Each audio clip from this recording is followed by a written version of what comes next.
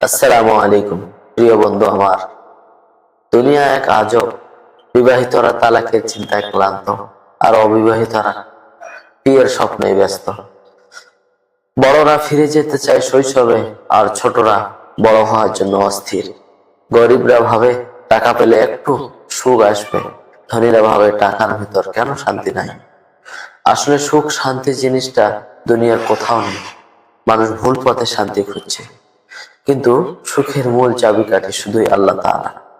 তিনি আপনাকে যত নিয়ামত দিয়েছেন, সুস্থতা, পরিবার, ঈমান, খাদ্য, আরো কত কি, এসবের উপর যদি আপনি শুকরিয়া আদায় করেন, তাহলে দুনিয়ার যে কোনো অবস্থায় আপনার আপনার অন্তরে শান্তি পাবেন ইনশাআল্লাহ। কারণ শান্তি আসে সম্পদ থেকে না, শান্তি আসে রব্বে কারিমের উপর ভরসা থেকে, রব্বে কারিমের শুকরিয়া থেকে। আজ থেকেই চেষ্টা করুন, নিজের নিয়ামত গুলোকে গুনে দেখুন, আর বলুন আলহামদুলিল্লাহ। হে আল্লাহ, তুমি যা দিয়েছো তাতে আমি খুশি।